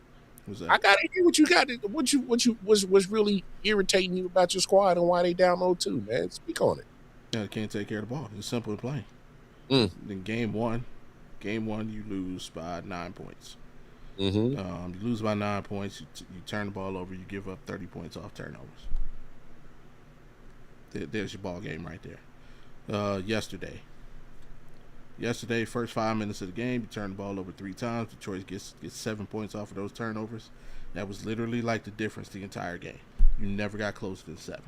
Well, that's a lot. They came back, took the lead late in the third quarter, but then you let them kick the lead right back up. Like, you have to take care of the basketball. It's that simple. Take care of the basketball. It's not like Detroit's playing supremely great. I mean, yesterday they shot the ball better than they did in game 1, but it's like they're not playing unbeatable basketball. You're just literally beating yourselves.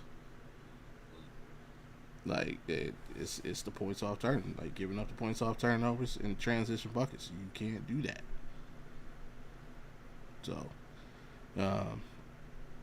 that and giving up timely opportunities, timely rebounds. Sometimes it's not the fact, like, you can out rebound a team, but it's the timing of the rebounds that they do get that kill you, and that's another thing they get. But we'll see. They come home. Like I say, if you believe in that mantra, series doesn't start till somebody wins on the road. Hey, Detroit handle their business. We got to come home and handle our business. So that's just that. Hey, I think straightforward. It's easy solution. And no, I know we talk, as fans, sports fans, we throw that L word, legacy. I don't know, my man James Harden, man, is like, we can talk about how great of a scorer he is, future Hall of Famer he will be, and he will. I would. He would be on a quick leash for me. In the times that we've made runs in the series, I mean, he had from a scoring standpoint, not turnover standpoint, from like a shooting and scoring standpoint. Game 1, he's decent. Game 2, he completely shit the bed. But I would have it, bro. If you get 2 quick turnovers, I'm benching you. I'm sorry. If you come out in the first quarter, first 3 minutes of that game, you turn the ball over 2 times, I'm benching you for the rest of the half. We can't have that. And as a coach, I got to send a message. Like, we need this game. The second thing is, bro, we in the playoffs. What the hell was all this load management and all this stuff for? Why are we not playing? Kay Cunningham played 42 minutes. We didn't have a single player play over 40 minutes. Why? You do all that load management and reserving minutes so that you can burn guys out in the playoffs. Yeah. I saved you. I saved the bullets. Right, saving you for the playoffs to not play you in the playoffs. I saved all my bullets. Time to unload the clip. That's what you do. Yeah, I thought that's what thought that was that man. Come on, man. this guy hitting them props. Just calm down. Just hit his assist prop. That's easy money. That prop is. Oh yeah. Nah, that's been easy money for you. Yeah, where is he at tonight? Like I said, that's been a game changer for their entire offense. You only got three right now. He'll get a couple up, and he'll get 4 more in the second half. Watch. But who that? Yeah, Mom getting out. Bambino, is that Nico? Hey, that man Nico. No, that's my son's basketball coach. Oh, Shout out. Say Nico Harris. That man is that man still showing his face? Hey, Nico gonna get a job. I'll tell you what, he got a job, didn't he? Somebody got it. Didn't Nico? Yeah, he got a job somewhere. Mm-hmm. Oh, Nico Collins, man, get out of here. Is that man gainfully employed? Nope, not yet. No. They gotta. He gotta pay for that, bro. Hey, he gotta pay for that trade. He gotta pay for that trade. Yeah. Oh no, that was Usama Majiri. Usama Majiri who just got hired. So. Yeah, he was Big Mike. What up? He was Toronto. Jury. Shout out Big Mike, the man cave. What's up, Big Mike? This is most of who we got winning the finals this year. Right now, if you put my foot to the fire, I'd have to go with OKC. If you put my feet to the fire, but like I stated a couple minutes ago, hey, the Knicks is playing damn good basketball right now. So it's tough to beat. I don't know. I'm kind of I'm damn. I'm torn because I can see the Spurs getting out of the West, and I can see the Knicks coming out the East. Yeah, give me Knicks. Give me Knicks. I said it, like I said earlier in the show. If it's not this year, then when? Refs winning the finals. What? That's crazy. But at the same time, I know a lot of Laker fans not happy about the officiating, but at the same time, there was a couple of times there was some open threes on shots that the Thunders were taking because y'all was playing some trash ass defense. So, look, do bad calls affect the game? Yeah, they do, but we can't gloss over all the other personal mistakes that you made as a team. Yeah, cost you, and there was more in a handful of cases. Y'all just letting Thunder dudes just run to the damn 3-point line on a fast break and just wide open, just all night. So I ain't trying to hear that. Oh, the ref shit. Y'all was in that game for majority of the game. Yeah. Y'all was in that game for majority of the game because you were playing basketball.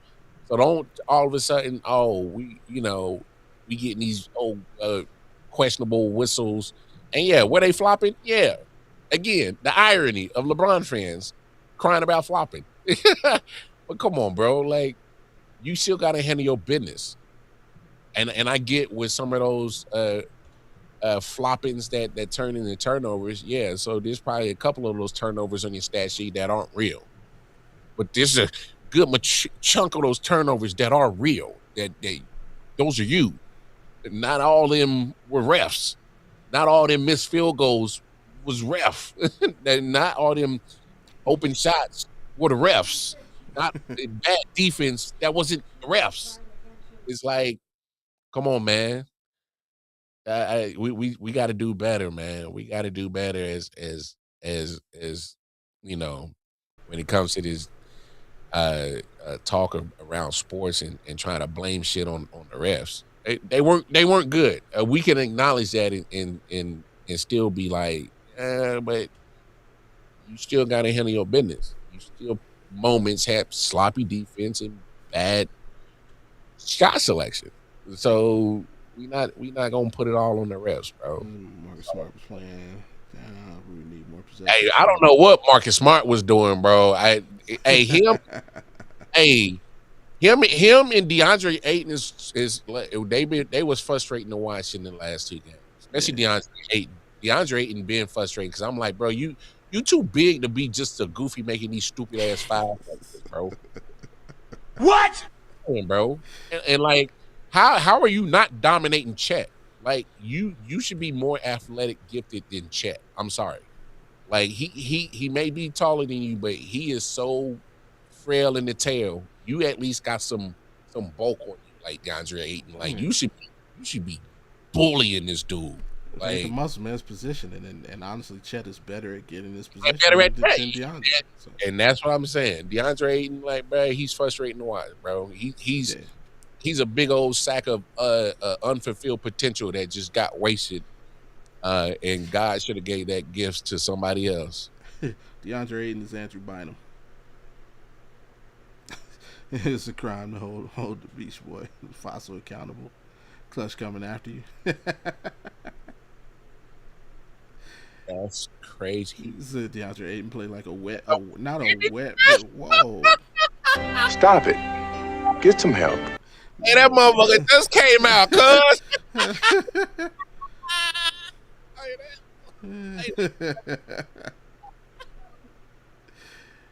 He's a walking trash, right?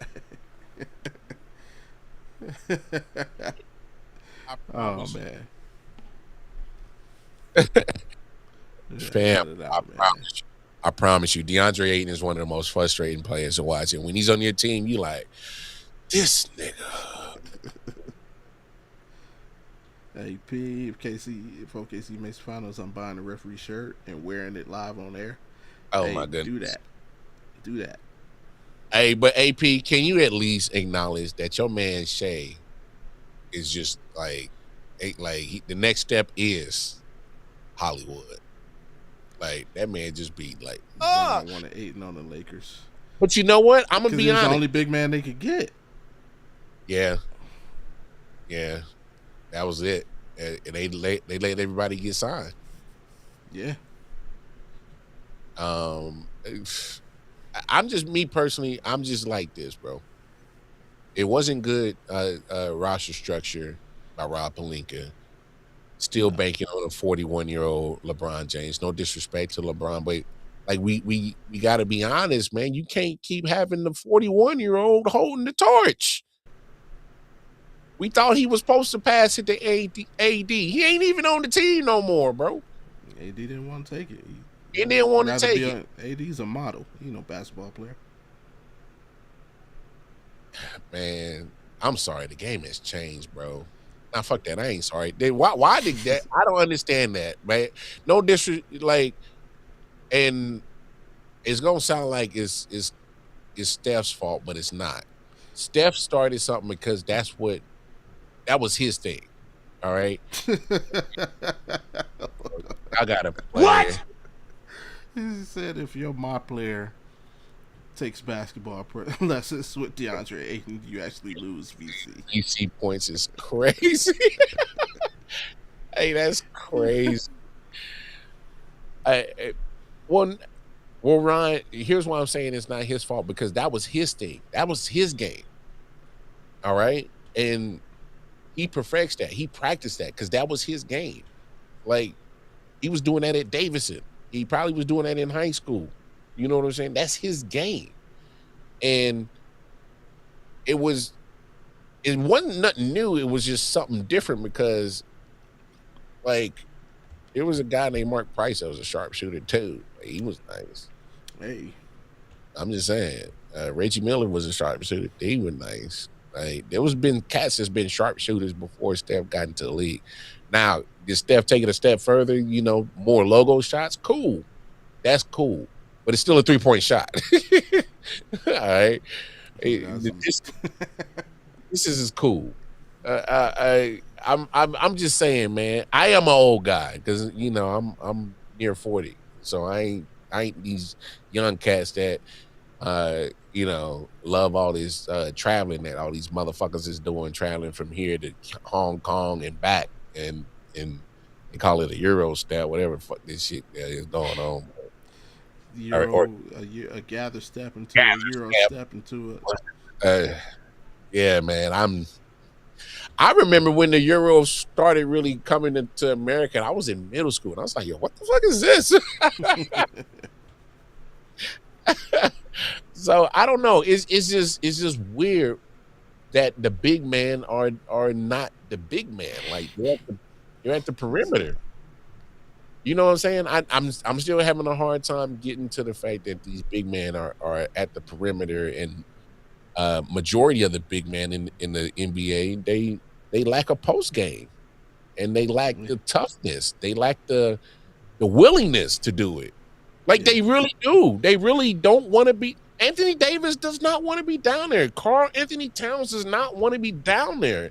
Like these dudes don't want to be on the block. It's weird to me. How the hell you 7'2", 7'3"? I don't care what the weight is. Dikembe Mutombo wasn't bulky. Nah. Where was Dikembe at? Like 245. Yeah, but no. Where was he at? Position wise on offense. Yeah, he stayed down there on the block. That's my main point. Is big men when I was watching basketball were big men that were not afraid of being on the block, getting dirty, getting roughed up, and handing it out too. I'm just not used to these finesse, and no disrespect. Again, I love Wembanyama's game. It's box office. You go pay to watch Victor. It is. Oh man, that's guy hit it on the nose too. He was 245 on the nose. But Dikembe was on the block. Yeah, and so I didn't know we shared a birthday. Shout out to Dikembe. But Dikembe was on the block. Yeah. Like I'm not used to these big dudes being at the 3-point line and be trying to play like Kobe. and I don't know, man. Just like there's nothing wrong with you having the outside game, but if you 7'2", 7 foot, 7'1", 7'3", if you 7 foot up, I still need you to have a post game. I still need you to have the willingness to go get rough and tough, and be able to not only absorb the punishment but dish it out. Yeah. I just think you still need to have a post game. It's a higher percentage shot. It is. Like I get the 3-point joint, I get it, but it's not a higher percentage shot than you being on the block. It's just not. You being 7'2", that's a higher percentage shot if you being on the block. Get your big ass back there. He said it'd be like Ali trying to beat people with a peekaboo style.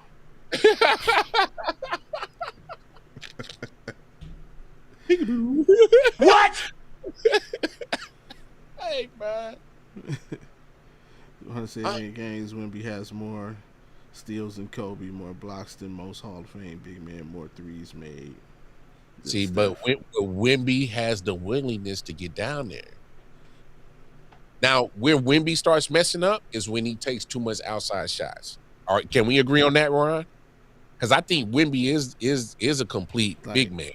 I ain't gonna we ain't let Ron get away with that nonsense, man. Like, see, and this is what I'll be talking. Put some context on it. Kobe sat the bench his rookie year.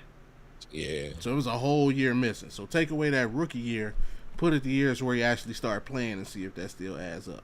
Steph was hurt for the first 3 years of his career. That ain't hard to do.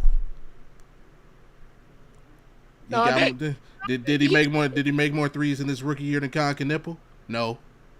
There's a stat for you. Like no. Put some context on that stuff, man. Don't be a stan. Be a fan. No, you see you are being a fan right now, Ron, because you know good and damn well the difference between game 1 and 2 is when it mattered the most. Wimby was out there selling for jump shots. Had he took his ass to the block where he can't be stopped, y'all would have won game 1. But he was selling for a lot of jump shots in that fourth quarter, and you know it. If Wimby is at his best when he is on the block, can he play the outside? Yes, he can. So my thing is, but when he starts selling for them damn outside shots and his shot ain't on, no, that's not where we at. We're trying to put a sharpshooter in left field. Oh, shortstop in left field. I don't know. I think Bobby Witt could play left field. We were just talking about that, so I might not. He probably could. People love trying to throw a Kobe shot. Hey, what's up with that? What's up with this whole 378 games played, that's all season. This part doesn't matter when it does matter. He said there's your context. Wait, you making it sound like Wimby's a sharpshooter, bro? It's not a shot, it's a comparison. But it does matter. Context matters. Prime example. Blake Griffin missed his entire rookie year. But you know what he didn't miss? An entire year of NBA style training. So there's a difference in somebody coming into the league fresh and somebody coming in with a different level of training. They're a rookie, but they're not really a rookie, or they're at a certain level, but not really a certain level. So yes, it does matter.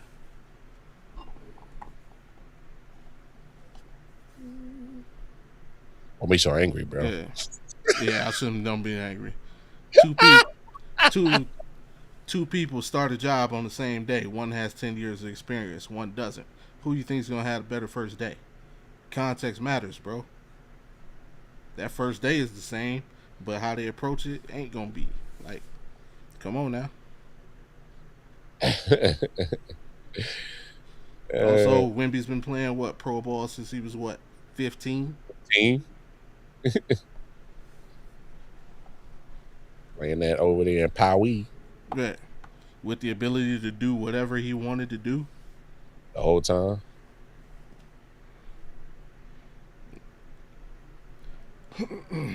You know, Ron got that what's that that fandom popping real hard right now. I know, be a fan, don't be a stan. It's all good, Ryan. We know you know you ride with your team. Oh yeah, I'm with you, Scott. Context matters in every sports debate, and it should. We was just talking about that earlier in the show. Like having people see. Oh yeah. We had Ron in mind when we was talking about that.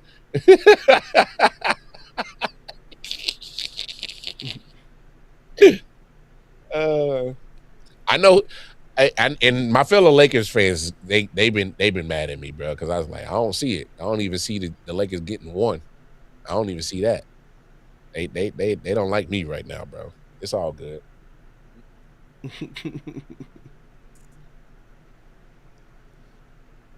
It's all good. You know, I ain't never afraid of no smoke. When is the last time the Spurs won? Get to this whole winning thing. Didn't y'all learn nothing from Draymond? Come on now. What was that? 07? The Spurs? Last time they won? No, it was at 13. Oh yeah. Damn. I ain't even getting that. They beat Miami. Miami, yeah. Or was it 13 or 14? It was the year before the Warriors won. 14.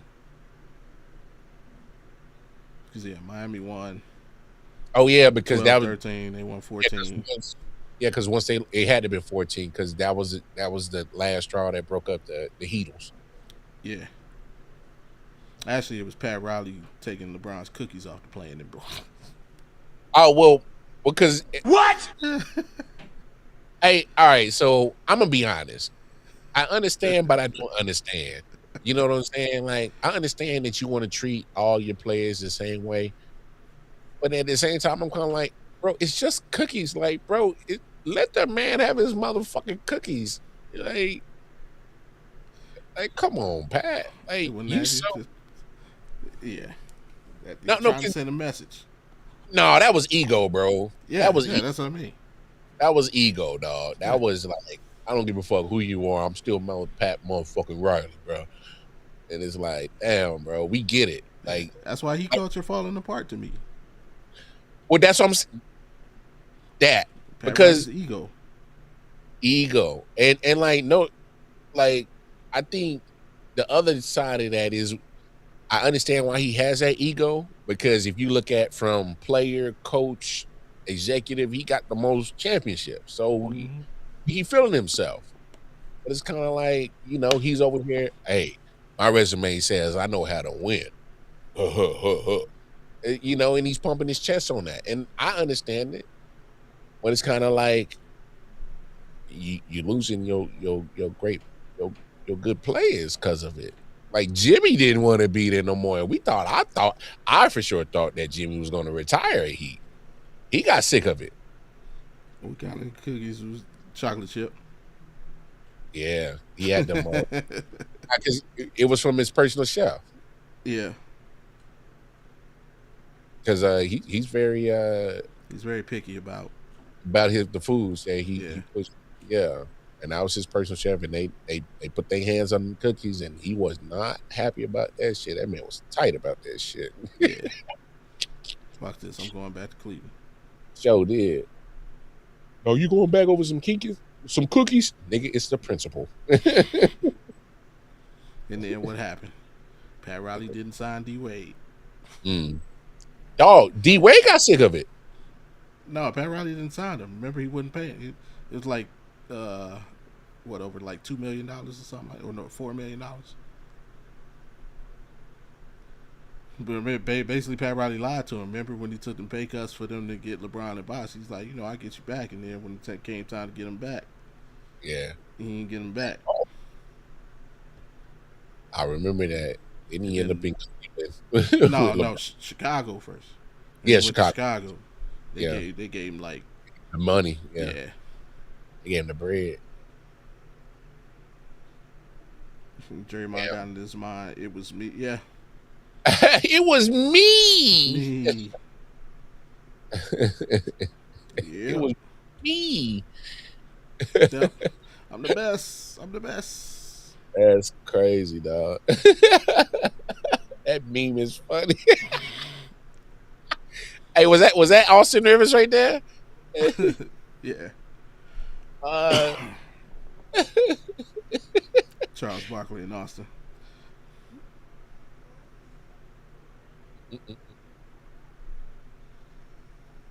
That's great. Difference of $3 million. Pat Riley wouldn't get that man $3 million. Yeah, I mean he's kind of been known to be a little bit cheap, a little bit. But so I'm over here chilling. Like, man, they got nothing to do. This man got spaghetti boiling and shit. Y'all rock with us, man. Y'all know how we close out every episode, man. We especially since it's Mental Health Month, man. We believe in mental health, especially amongst men, especially amongst black men. The times of just asking your homie, "Hey, you good?" "Yeah, I'm straight." Yeah, those days are done, man. We gotta get more out of conversations with each other. Got to check in with each other, make sure we're really doing solid, man. You don't want to be on the wrong end of a phone call one night and then start asking you questions like, "Why didn't I know what was going on? What more could I have done?" So, that being said, we came up with a few questions that we feel help us check in on our folks, man. Make sure everything is everything. And so, take them down if you want. And I'll start by asking my bro. Hey, man, what stresses are you dealing with lately? What have you done to eliminate those stresses? And what do you need from me to help you get through?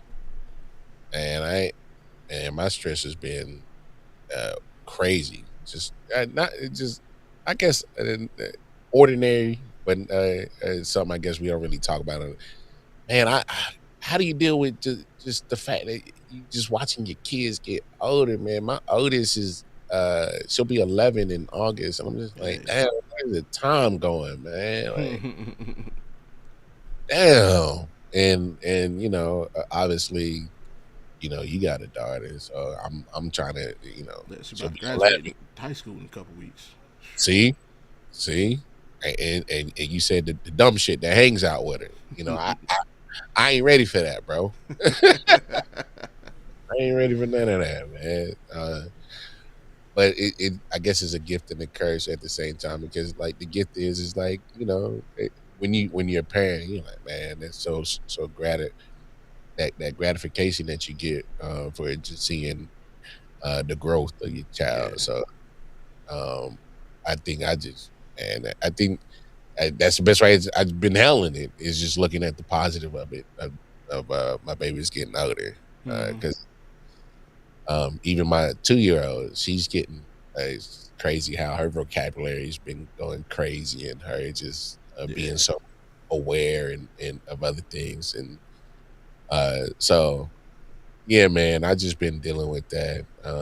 It- uh, any advice for Second Amendment right? Like, should I just stick with the hand pistols, or should I upgrade? What do you recommend? Should I get some nunchucks in this motherfucker? I don't know. I don't know. You let me know. Like, what? yeah. We ain't trying to go to jail. We still need to be around. So we just got the fisticuffs is good enough. Okay. So Yeah, you saying I should put a punching bag in the garage? yeah, yeah. Less, say less. I'm Or gonna ask. you could do it dinner thieves style. Just have the homies come by. You know, on date night, had the homies come by, have them in the garage, and when little buddy come over to pick, hey, I'm here to pick you. Hey, let me talk to you for a couple. Let me holler at Yeah, you can take him into the garage with the homies and you. you know have that little conversation. Yeah. Nah, no doubt, no doubt. And so I throw those same questions to you, my brother. Any stresses you've been dealing with? How you been, combating them, and anything you need from me, my brother, to help you get rid of them motherfuckers. Honestly, unlike the rest of this year, like the last couple of weeks have actually been pretty stress free. Hey, Uh, that's that's good to hear. yeah, I mean, I've been going through it since Thanksgiving. Boy. Um, but last week got a chance to go to the Benavidez fight. So they took the wife, took the kid. Our anniversary was Tuesday. Celebrated 11 years. Got Mother's Day this weekend, so I'm just chilling. And like you said, man, just yeah, on the clock, man. We at that point where my daughter could literally, in a couple weeks, she'd be able to walk down the stairs, walk out that door, and never come back if she want to. So Yeah, just trying to create some more memories and some more moments, and yeah, just hey, because once it's up, like you said, sure. yeah, for sure. But shit, other than that, been good, man. Can't complain. I don't think anybody would listen if I wanted to. Yeah, sure. Oh man, challenge for the week. What you got for the people? Hey, man, keep it simple, man. Go show love to Ma Dukes this week. Yeah, Uh, it don't matter if it's a call, a text, preferably a call. Let her hear your voice. Uh, Video call. Let her see you if that's possible. Uh, if y'all in the same city, go pull up on your Ma Dukes. Let her see you. Let her touch your baby. You know what I'm saying? You gotta remember, she still love you. That's Ma Dukes. Yeah, keep it simple, man. Make sure you get in touch with Ma Dukes, and make sure you show your appreciation. Show love. Keep it simple. yeah. I'm gonna leave it at that. Same, man. Same, right there, man. Show love to all whoever, whatever women in your life made you. Mhm. Appreciate them. Yeah, I like that. Aside from that, got one last question for you guys. Say, who you got, Prime Floyd or Prime Terrence Crawford? 12 rounds. But You got Bud over Floyd? stronger. I think I take Floyd, man.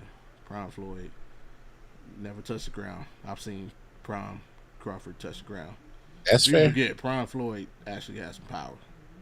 And that's yeah, especially when he hit Hatton with that check cut. Boy. Boy.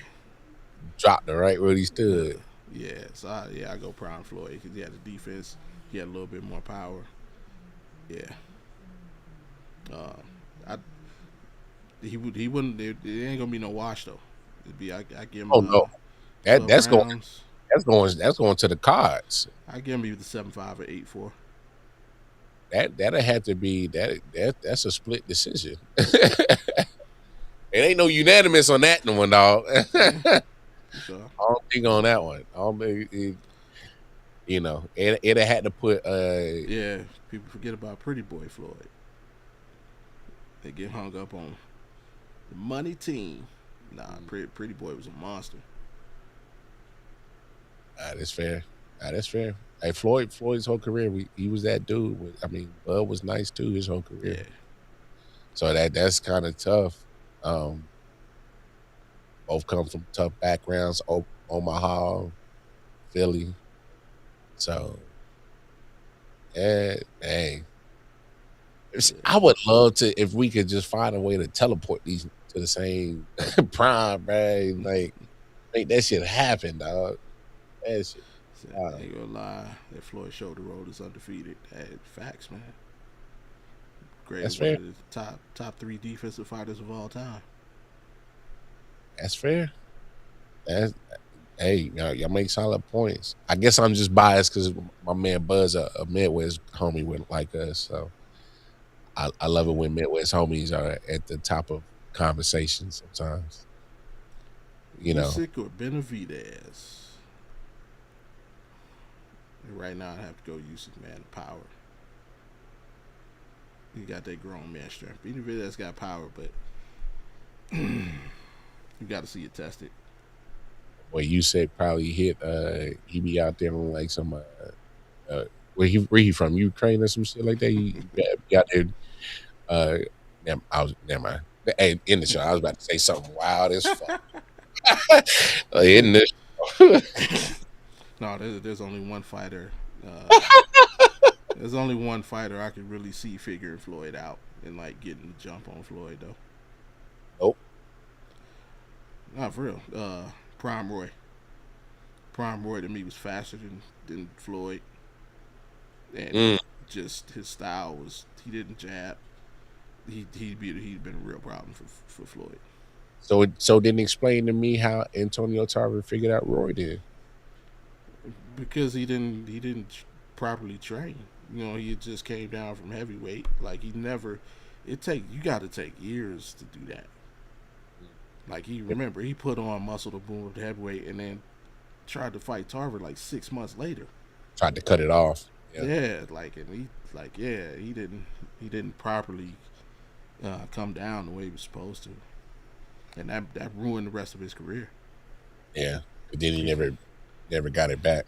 Yeah, he was supposed to take about 2 years off, but he wanted to get that back. But I think he also kind of took that fight because, like you said, the bag was there, and it's kind of like if you push it back, then here comes the criticism. The best. That's right, and he had bars. Y'all motherfucker! Can be moved, can be robbed. We made you niggas run. Hey. Get this man out here so he can take care of his family, man. Appreciate everybody who hit the chat, man. CC, Nico, Scott, AP, Big Ron. And y'all know what it is, man. Much love, respect. And they come hang out with us next Friday. We'll be right back at it, 7 Eastern, 4 Pacific. Talking about whatever.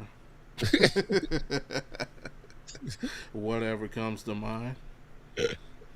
And shit, yeah, just appreciate y'all hanging out with us, man. Before we get out of here, man, make sure you hit that like button. Make sure you subscribe if you haven't already. And hey, catch y'all next week, man. Yeah, don't make Lala pull up on y'all.